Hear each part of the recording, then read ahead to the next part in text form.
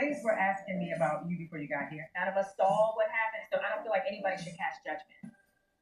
Exactly. We don't know. Once we hear about it, people are going to judge. I'm 100% certain Jeremiah's my kid. WENDY. Hello, and welcome back to my channel. This is Reality with GIZELLE'S. How you doing? Now look here. This is gonna be my episode recap of the Real Housewives of Potomac. And so at the beginning of this video, you heard them at that birthday had to do thing for Karen.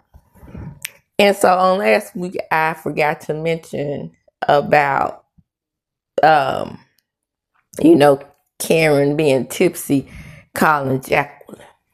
Child, bye. Nobody cares, Karen. But, Karen, darling, Karen, listen to me, Karen. Oh, baby, I watch you on watch What Happens Live, and you were a damn disaster. You are a disaster interview. I am not sure why so many people like you. I don't get it. But I will say this. That deflection thing that they describe about you, it is a fact.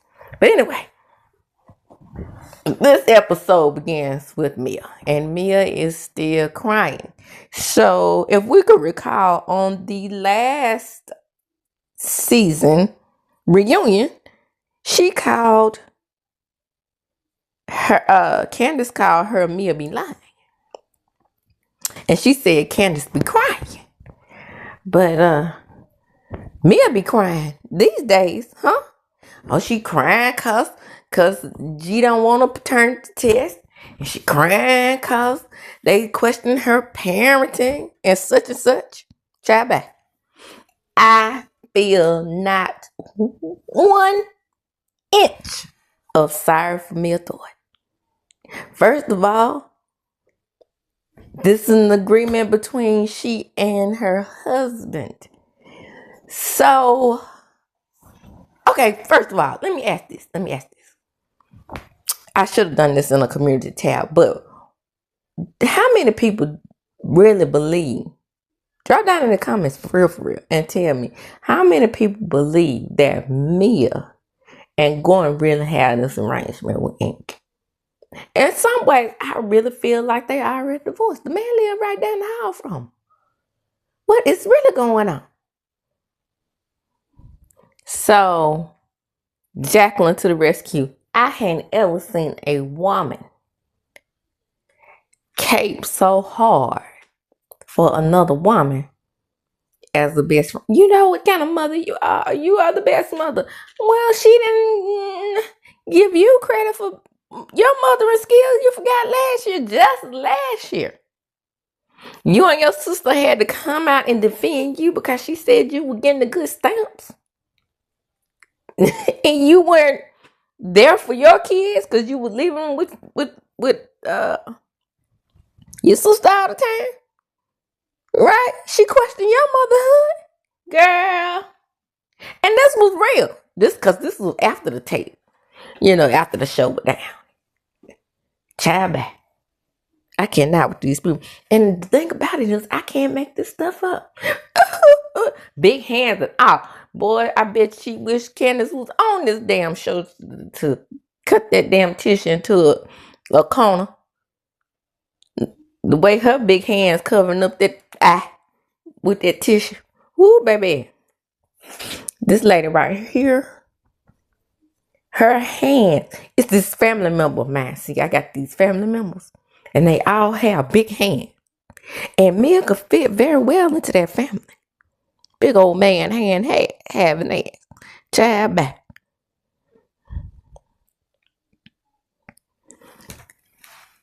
Giselle, nobody saying that lady ain't no good mama. Yeah, kind of like you were. Kind of were questioning her motherhood for, laying over where ink while the children were around. But, you know, any good friend would question that because my best friend, 41 years, and she laid up with a man. While she married, now she is married, by the way.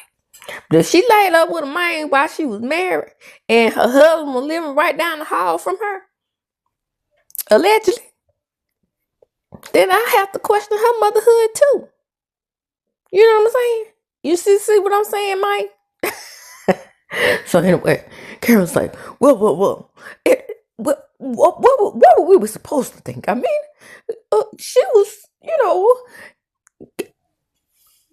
gee, he came to me, and then I was like, you know, he came to the show, and he was talking about these things, and I was like, oh my goodness, I just know, you know, she wasn't really doing that, and it's not like we're just saying that she's a bad mother, but I mean, she's making some poor decisions. Yes, all of that.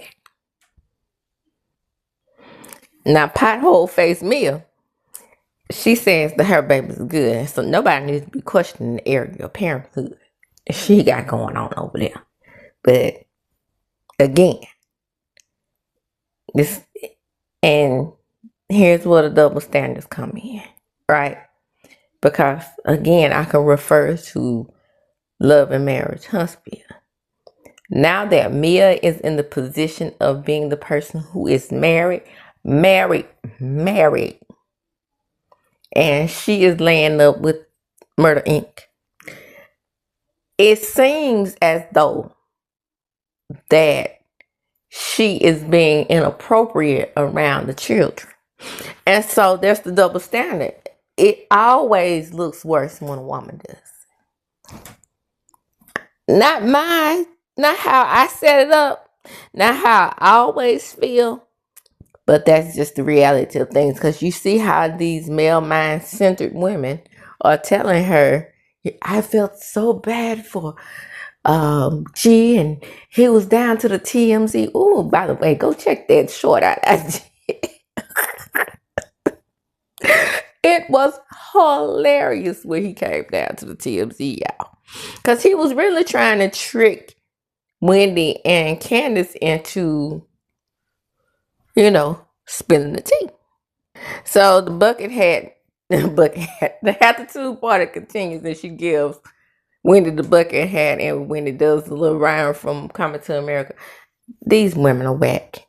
What were they doing at Potomac in the 90s? I was what? Let's see. I want to say Coming to America came out in maybe 90. If the 90s. It might have been the 80s.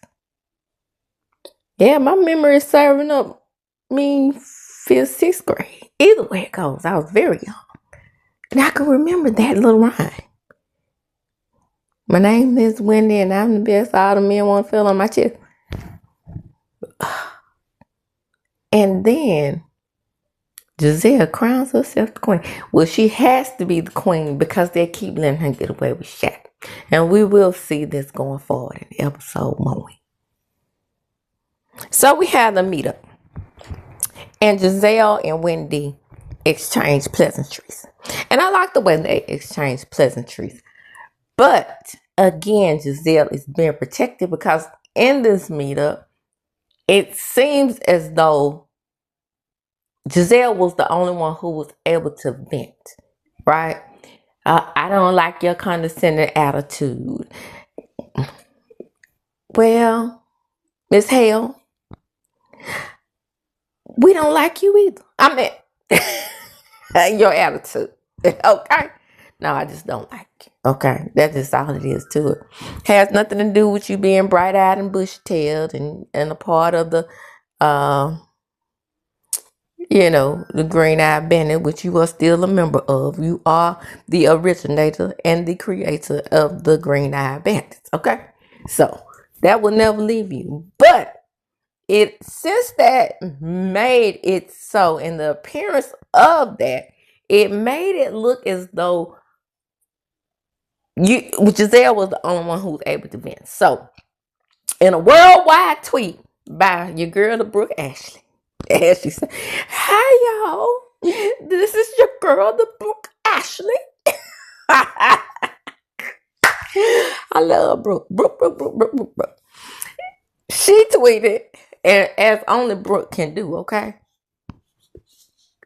Because Brooks is deep, right? And she was like, girl, you should have said this and you should have said that. And she said, no, Wendy. 4 Degrees said, baby, I said everything. I asked why couldn't I use the bathroom down to the Reasonable Shady event. Now that's what I want to know. Was she acting like she was down to the plantation?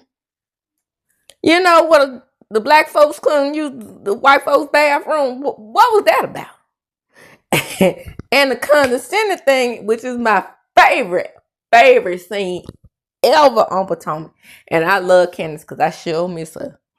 Because Candace with that, I'm asleep, I'm bored. She was tearing Wendy's ass, Monique's ass up. She could not handle that verbal beat down. She was getting that nice. That's why she beat her down physically. But that's neither here nor there. When Wendy said, when just ass said Wendy was jealous, and she said, all of this.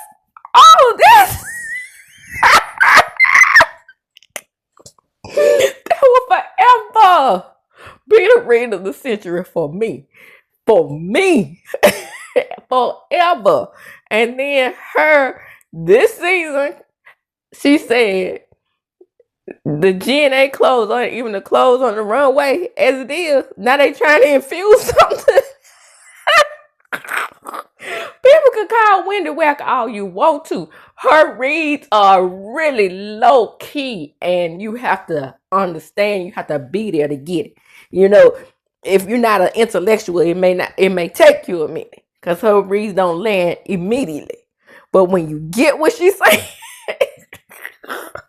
hilarious. I would never forget that. All of this.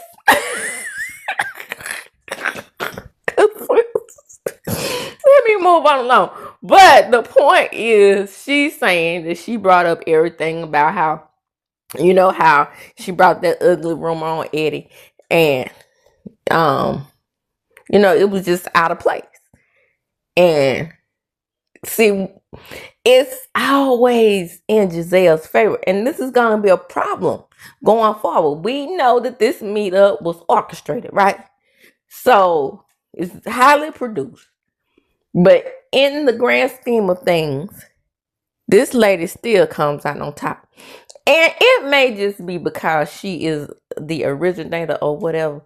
But, I watched Shay Shay on Carlos King, and she said that she literally had to get a cease and desist for Giselle. And then Carlos like, are y'all still friends? Right. Because it would take a lot for me to still be her friend. And then she said Giselle makes good TV. Really? I don't know about all that, because good TV is a likable villain for me. And that would be like Kenya. But, Kenya some more. Okay? Now, one thing about Kenya and this Great Value Kenya on this show.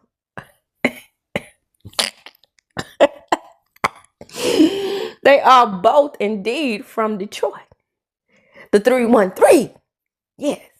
But one of these ladies is not the own thing. One of these ladies is doing the same.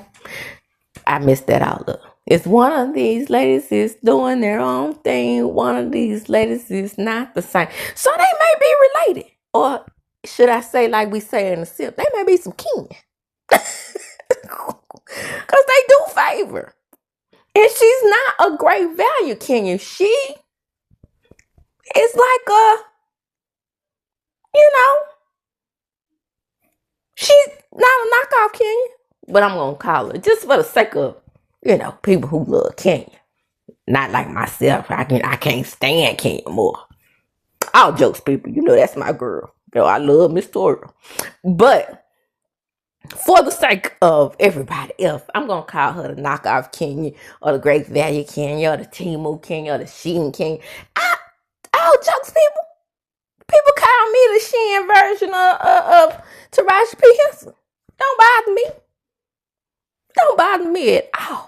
Or then they'll call us the trifecta. They say me and Taraji and who was the originator. Shout out and rest in peace to Tammy Terrell. They say we all look alike. That's what they say. That's what the people say. I didn't say it. The people said it. So same thing with her. It's no shot to her when you hear me say Temu, Shein, knockoff, Amazon version, e-commerce version, whatever. It's just that Kenya was out first. Not that she looked,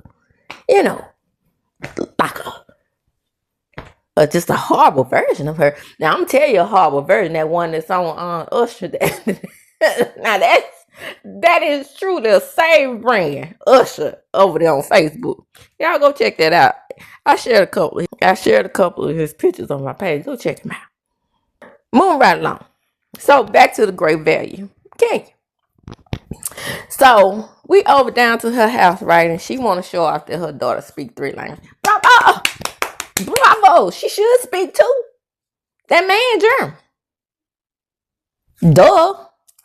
I would expect her to speak at least 2. But that extra Spanish, bravissimo. That's a wonderful thing. The thing about womb care is, and I said womb, not womb, the womb care is you give your children a thirst for knowledge. So when I was pregnant with both of my girls, I used to put headphones on my ear, on my tummy, and let them listen to the sound waves because I wanted them. I'm not joking. This is true. I wanted them to come out speaking when they started speaking Japanese. so I went, okay. I was naive. Okay, but they are very intelligent children, so I'm assuming that may have had something to do with it. But they definitely don't speak Japanese. But kudos to her for that.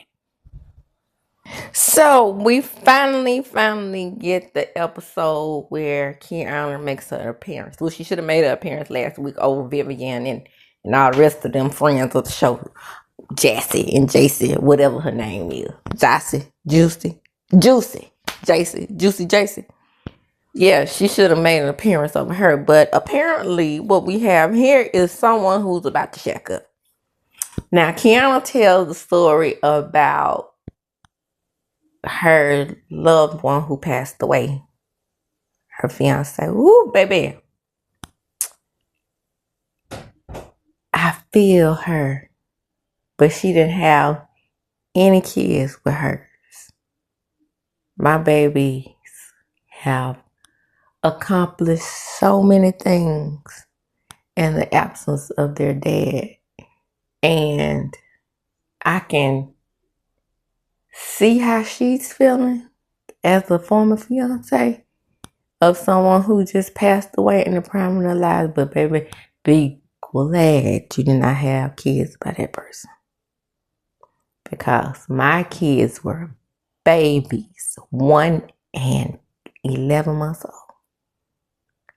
And it does not get any easier as the days go by, as they grow. Okay, so I'm going to have to get on past this, but here's the deal. This scene, because, it hits home. But,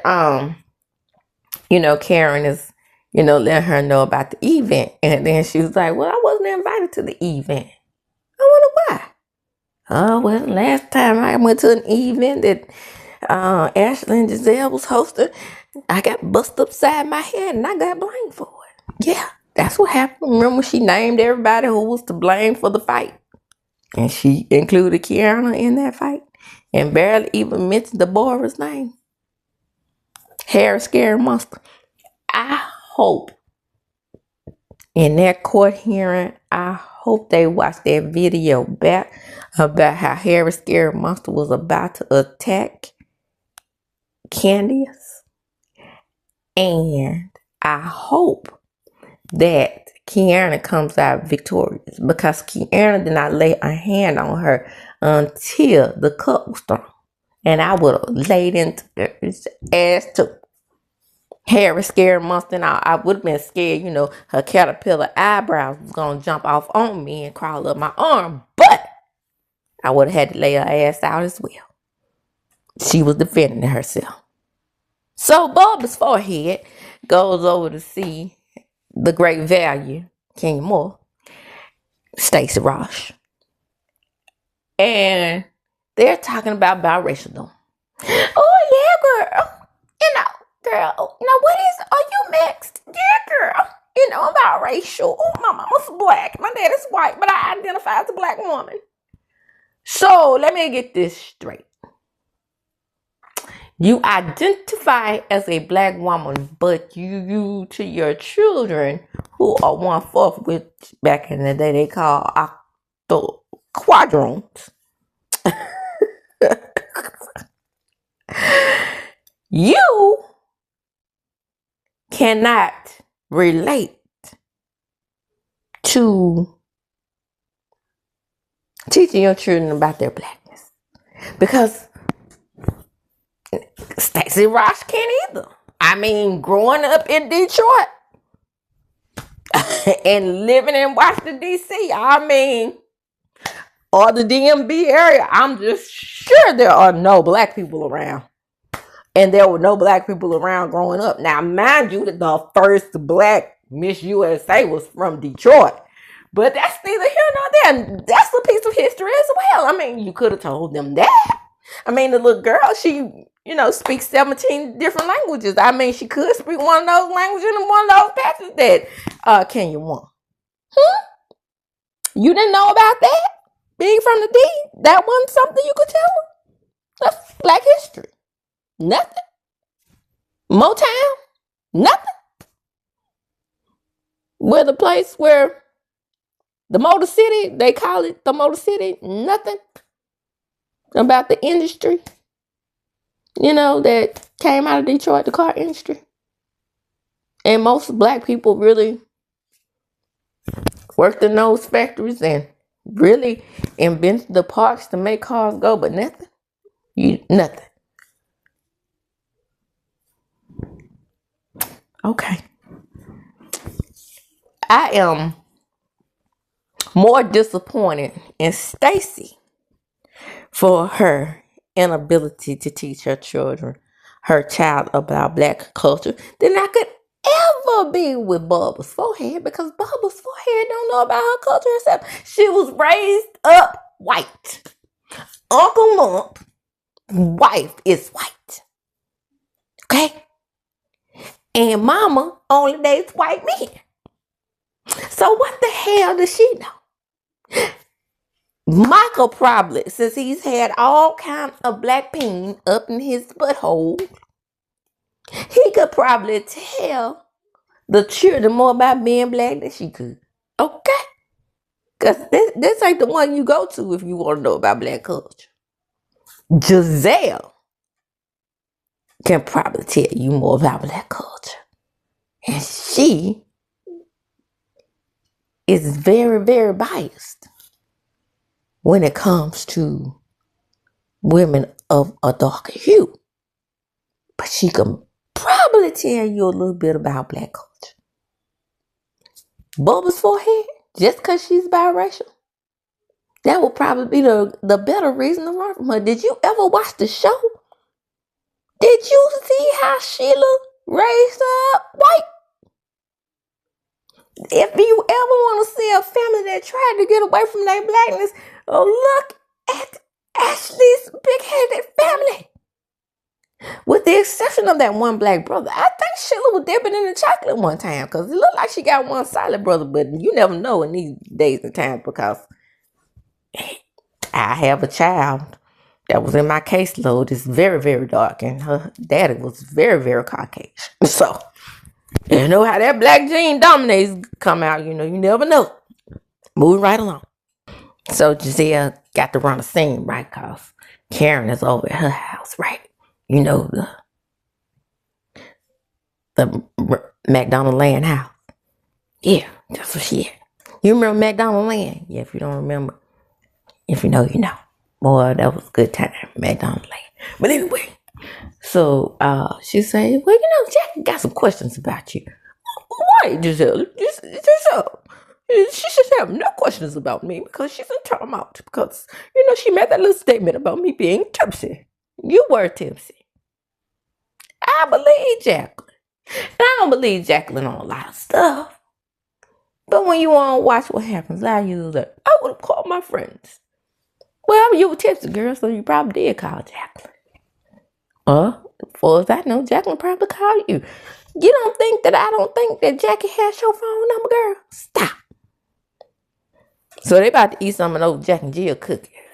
Because, they said that Giselle can really bake. And everybody was talking about when they had that pancake off, that Giselle pancakes were really better than Monique's.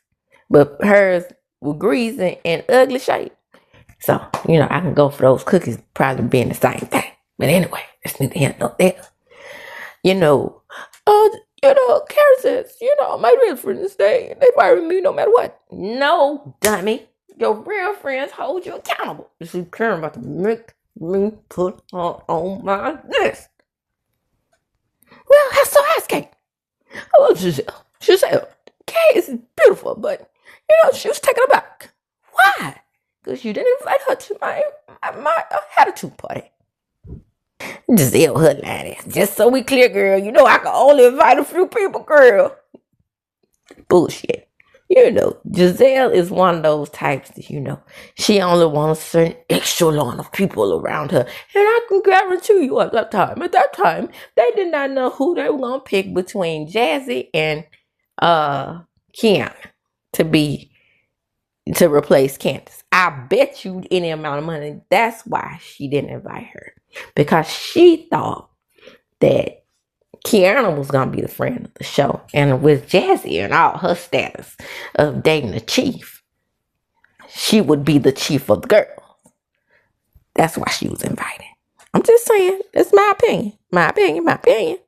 So here's what the drama ensues, right? They're both having events, but Karen promises Giselle that since it's an event about her father along with /GNA, then she will be there. Giselle, I'm gonna be honored myself that night, but I promise you, I'll definitely make your event. How, bitch? You know what you were doing.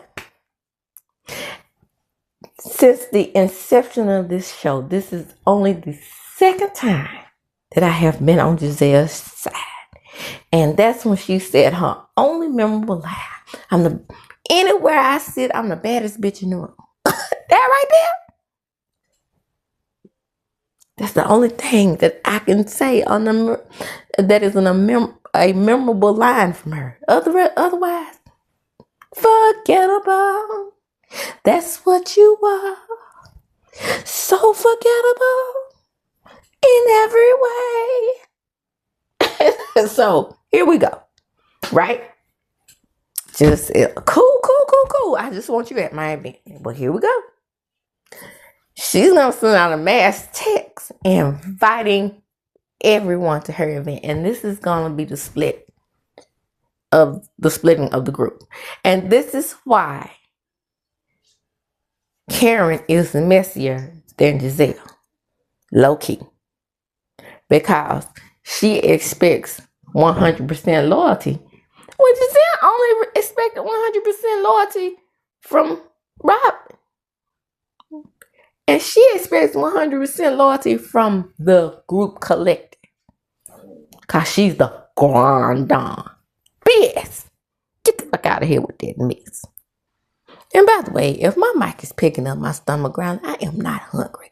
I just drunk something. Sometimes your stomach settles.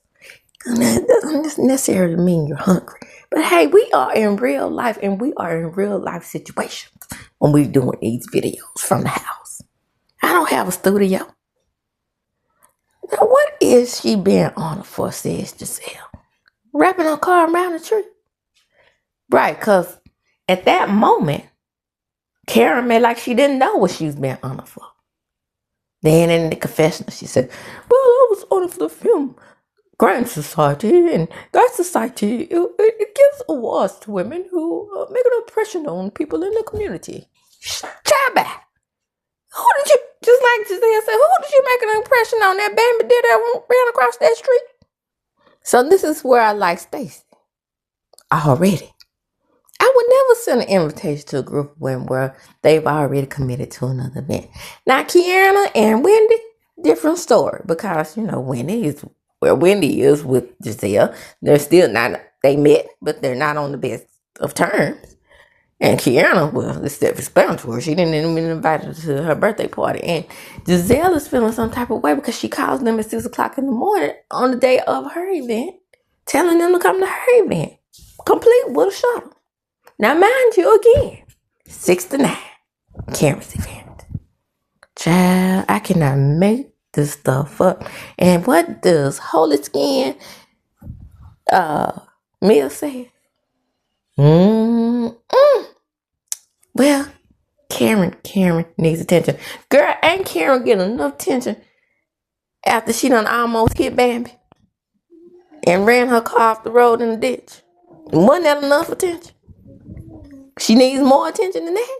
Well, child, if I need that kind of attention, I'm going to stay my ass at the house. Well, Giselle suspects that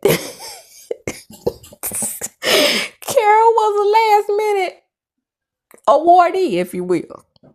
So it's the night of the event, and Ashley is called and, you know, ask them, the ladies, where they are, and like they're en route. But of course, Wendy says she's sticking with Karen, and the rest say they're going to Karen went excuse me. They're going to Gizelle's event.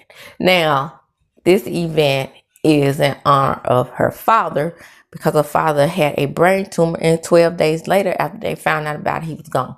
Same thing happened with my mother. I don't know if it is best with cancer to see your parent linger on, or is it best to, it's hard either way, because Giselle said, you know, like he was gone in 12 days. Well, after my mother's terminal diagnosis, she lived a year, but it wasn't the greatest of experiences. She cried to me every day, knowing that she didn't have time left, knowing she didn't have time to see her grandkids grow up, my kids. And she told me many times that she was afraid. So, I don't know. It's devastating either way. I just put it that way. And kudos to Giselle for being the way she is, you know. But, you know, sometimes, even on these videotapes that I make, you know, sometimes, like when I was just talking about, so two things affected me here, okay? My mother passed with cancer, and then I could relate to the fiance thing. So, both situations got me all in my fee-fees right now, okay? So, I'm trying to be my old, normally jovial self on here, but, you know, it's hard. But then, anyway, move right along. Enough about me. Back to the show. So, the lady said they can be there by 8 o'clock. And then, you know, Giselle said, forget it. Tell them not to come. Here they come walking up in there at 8:32. I think it was 8:32 or 8:02. 8:02. And Giselle said, security.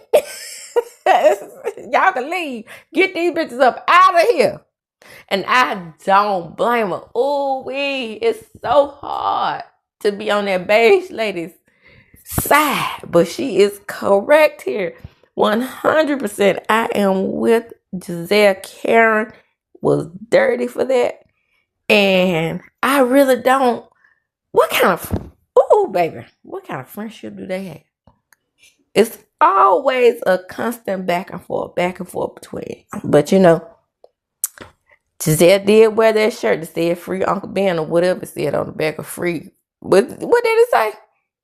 He paid his taxes, or helped Ray pay his taxes, or something like that. Anyway, it was black and white. I could see the back of the shirt in my head, but I can't remember the exact words that were on there. But whatever the case may be, she just jumped up and spun around in that shirt, and it was disrespectful. But to put layers on top of that when they trying to get in a better place, it's for what?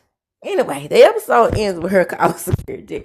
And with that, I'm going to close. Remember, this is Reality with DVD. And the name of that episode, by the way, was Double Trouble. Come on in, like, comment, and subscribe. That's the least you could do. Hit that little like button, subscribe to my channel, share the video, because what sharing is caring. And as I do, when I close, I'm going to talk more. Deuces.